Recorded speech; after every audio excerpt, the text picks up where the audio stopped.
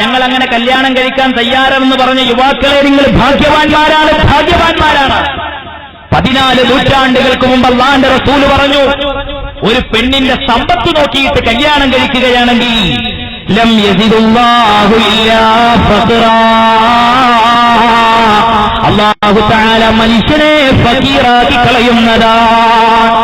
നിങ്ങൾ ആലോചിക്കണം, ഇന്ന് പെണ്ണ് കാണാൻ നടക്കുകയാണെങ്കിൽ സ്വഭാവം എങ്ങനെ? കർണാടകയിൽ എങ്ങനെ അറിയില്ല. കർണാടകയിലൊന്നും പോയി അതിന് മാത്രം വലിയൊരു സ്ത്രീധനൊന്നും ഉണ്ടാവില്ല എന്ന് വിചാരിക്കണം. ഒരു 5ഉം 10ഒക്കെ ഉണ്ടാവുള്ളൂ. സുബ്ഹാനല്ലാഹ്, ചില സ്ഥലത്തൊക്കെ ചെന്നിട്ടുണ്ടെങ്കിൽ കല്യാണത്തിന്റെ പേരിൽ നടക്കുന്ന തോന്നിയാസം. എന്റെ SSFന്റെ കർണാടകയിലുള്ള എന്റെ പ്രിയപ്പെട്ട യുവാക്കളോട് പറയുന്നത്, നമ്മുടെ സ്റ്റേറ്റിൽ വർദ്ധിച്ചുകൊണ്ടിരിക്കുന്ന ഇത്തരം വൃത്തികേടുകൾക്കെതിരെ പൊരുതാൻ തയ്യാറാവണം. എന്റെ പ്രിയപ്പെട്ട കരളിന്റെ കട്ടങ്ങളായ യുവാക്കളെ, സ്ത്രീധനം വാങ്ങിക്കാതെ കല്യാണം കഴിച്ചിട്ടും ഇസ്ലാമിക വിവാഹവേദികൾ നടക്കുന്ന അനാചാരങ്ങൾക്കെതിരെ പൊരുതാനുള്ള ഇച്ഛാശക്തിയാണ് എന്റെ പ്രിയപ്പെട്ട SSFന്റെ കരളിന്റെ കട്ടങ്ങളായ മക്കളെ നമ്മൾ നേടിയെടുക്കേണ്ടത്. നാം ചെയ്യുന്ന ഏറ്റവും വലിയ ജിഹാദ്, അനാചാരങ്ങളോടുള്ള പോരാട്ടം, അതാണ് ഇസ്ലാമിലെ ജിഹാദ് എന്ന് പറയുന്നത്. ആയുധമെടുത്ത് അന്യമതത്തിന്റെ വയറ് കുത്തിക്കീറുന്നത് ജിഹാദല്ല, അത് തോന്നിവാസമാണ്. നാട്ടിൽ നടക്കുന്ന അരുതായ്മകളോട്, അനീതിയോട്, വേണ്ടാത്തരങ്ങളോട് അസാധ്യമായ രീതിയിൽ പോരാട്ടം നടത്തുക, മാനസികമായി അതിനെ വെറുക്കുക, അതാണ് ജിഹാദുൽ അക്ബർ. ആ ജിഹാദാണ് SSFുകാർ കർണാടകയിൽ ഏറ്റെടുത്തിട്ടുള്ളത്. നിങ്ങൾ അറിയണം, ഇന്ന് കല്യാണം കഴിക്കാൻ പോണ ഒരു ചെക്കൻ പെണ്ണ് കാണാൻ നടക്കുമ്പോൾ എന്താ ചെയ്യാൻ? അടുത്ത കൊല്ലായിരിക്കും കല്യാണം കഴിക്കാൻ ഉദ്ദേശിക്കണോ, ഈ കൊല്ലം തന്നെ പെണ്ണ് കാണാൻ നടക്കും. എന്നിട്ടൊരു വണ്ടി വിളിച്ച് അതിൽ 5-6 കൂട്ടുകാരും, എന്നിട്ട് അങ്ങനെ ഒരു തലക്കന്ന് അങ്ങനെ പെണ്ണ് കാണാൻ നടക്കുക, ചായയും വെള്ളവും കുടിച്ച് അങ്ങനെ പോവുക. ഒരങ്ങാടി എത്തി അവിടെ എത്തിയിട്ട് ചോദിക്കല്ല, ഇവിടെ കെട്ടിക്കാറായ പെൺകുട്ടികൾ വല്ലതും ഉണ്ടോ? അപ്പൊ അവിടുന്ന് പറഞ്ഞെടുക്കുന്നത് ആ വീട്ടിലുണ്ട്, ഈ വീട്ടിലുണ്ട്, ആ വീട്ടിലുണ്ട്, ഈ വീട്ടിലുണ്ട്. അപ്പൊ ഇവരിങ്ങനെ ചിന്തിക്കണം, നമുക്ക് ഇവിടുന്നാണ് തുടങ്ങുക, ഇതെന്തോ ഒരു പുണ്യമുള്ള കാര്യം മാതിരി ഇങ്ങനെ നടക്കുക. നിങ്ങൾ ആലോചിക്കണം. എന്നിട്ട് ഇതിൽ കല്യാണം കഴിക്കാനുള്ളത് ഒരുത്തനാ, മറ്റവരൊക്കെ കെട്ടി 2-3 കുട്ടികളായാലും ചിലപ്പോൾ കൂടെ ഉണ്ടാകുക, അല്ലെങ്കിൽ ഇപ്പൊ തന്നെ കെട്ടാൻ താല്പര്യം ഇല്ലാത്തവരാവും. അവരും ഈ കുട്ടിനെ കാണും. ഇതിന്റെ മതപരമായ വിധി എന്താ? എന്താ ഇതിന്റെ മതപരമായ വിധി? ഇതാര് പഠിപ്പിച്ച സംസ്കാരമാണിത്? സുഹൃത്തുക്കളെ, ഈ കല്യാണം എവിടെയെങ്കിലൊക്കെ ഉറച്ചാലേ ആദ്യം അന്വേഷിക്കണം എന്താ അറിയോ? ഇവിടെ എന്താ ഭൂമിക്ക് വില? ഇവിടെ ഭൂമിക്കൊക്കെ എത്ര വില കിട്ടും? ഈ പെണ്ണ് കാണാൻ പോയ ചെക്കനതിന് അവിടെ ഭൂമിന്റെ വില അറിയേണ്ട ആവശ്യം.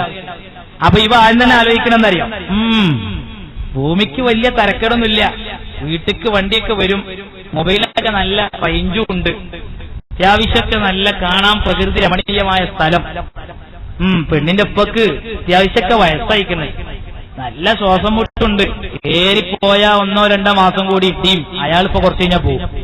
അത് കഴിഞ്ഞാൽ സ്വത്ത് ഓരി വെക്കുമ്പോ എനിക്ക് എത്ര കിട്ടാന്നാ ഈ പഹയൻ ചിന്തിക്കണേ. നിങ്ങൾ ആലോചിച്ചോക്കാണ്. ഇവൻ ആ വീട്ടിക്ക് കയറി ചെല്ലുന്നതിനെന്തിനാ? ആ തന്തനും തള്ളനും കൊല്ലാനല്ലേ? നോക്കാണി പ്രിയപ്പെട്ടവരെ, ഒരു പാവപ്പെട്ട കുടുംബത്തുനിന്ന് ആ കുട്ടിക്ക് ദീനുണ്ട്, ആ കുട്ടിക്ക് വാപ്പാക്ക് സ്വത്തില്ലാന്ന് മാത്രമേ ആ കുട്ടിക്കുള്ളൊരു കുറവുള്ളൂ.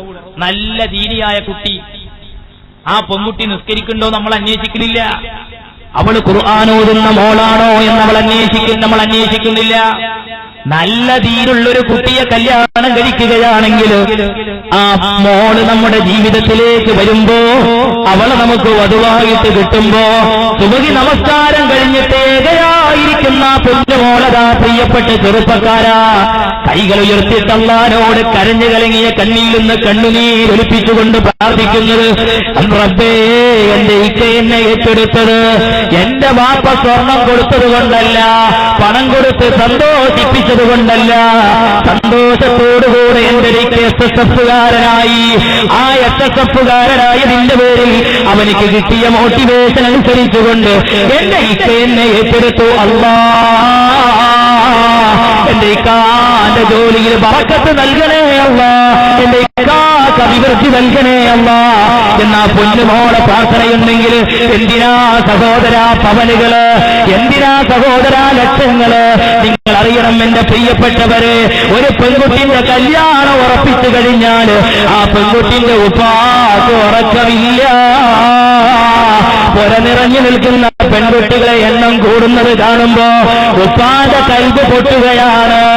പ്രിയപ്പെട്ടവരെ, നമ്മൾ ചെന്നിട്ട് 50ഉം 75ഉം 100ഉം പവന് ചോദിക്കുമ്പോ എന്റെ മോള് വീട്ടിൽ ഇരുന്ന് പോകുമോ എന്ന് പേടിച്ച് ആധാരം കൊണ്ടുപോയി പണയം വെച്ചിട്ട്, സഹോദരാ, നിങ്ങൾക്ക് തരുന്ന ലക്ഷമില്ലേ, ആ ലക്ഷത്തില് ആ കുടുംബത്തിന്റെ വിയർപ്പ് വാസനിക്കുന്നില്ല സഹോദരാ.